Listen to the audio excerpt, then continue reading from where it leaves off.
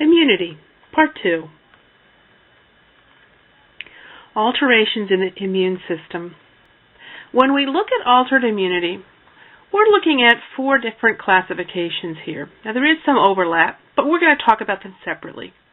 The first one is immunodeficiency. We've got hypersensitivity, alloimmunity, and autoimmunity. Okay, immunodeficiency. It's a host defense failure. There's something going on that the host can't defend itself. The person can't defend itself. Maybe we've got immunodeficiency. A primary deficiency would be there's something wrong with the cells in the immune system. And perhaps they're born with it. And as opposed to an acquired immunodeficiency, which is AIDS. Somebody has gotten sick and we've knocked out their immune system. We've got host defense failures such as the antigen mutates. There's something going on with the antigen within the human body. It mutates and it's no longer able to fight off the invading antibodies. We've also got viral latency. An example of all of this, like I said, AIDS, which is the human immunodeficiency virus. Remember, this is transmitted by body fluids. That can be through sexual contact, blood to blood, that's an open wound kind of contact.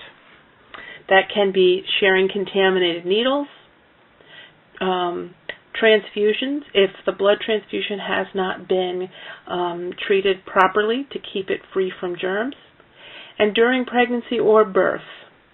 Things can also get passed through breast milk.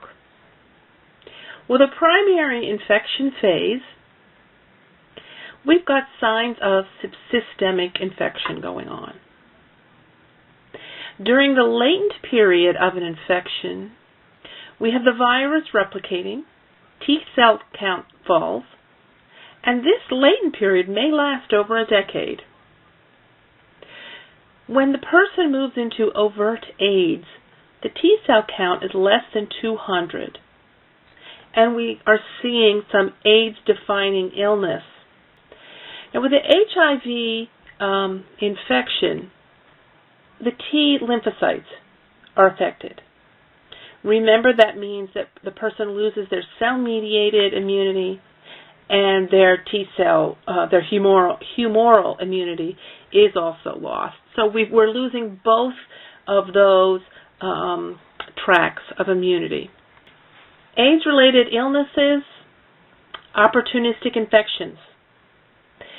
In the respiratory system, that's the pneumocystis carinii, pneumonia that we hear about. We may have gastrointestinal opportunistic infections going on. Those of the nervous system. Fungal infections, that's thrush, that's the yeast or the candida infection that shows up in the mouth, and it also shows up in the vagina. It's not, while it may be somewhat common in the vagina, it's not common in the mouth in most healthy adults. So when we see it in the mouth of an adult, we need to think, what's going on with the immune system? We might see AIDS, dementia complex, malignancies, that's the Kaposi sarcoma, and a wasting syndrome. Treatment, highly reactive antiretroviral therapy. It suppresses viral replication and delays the disease progression.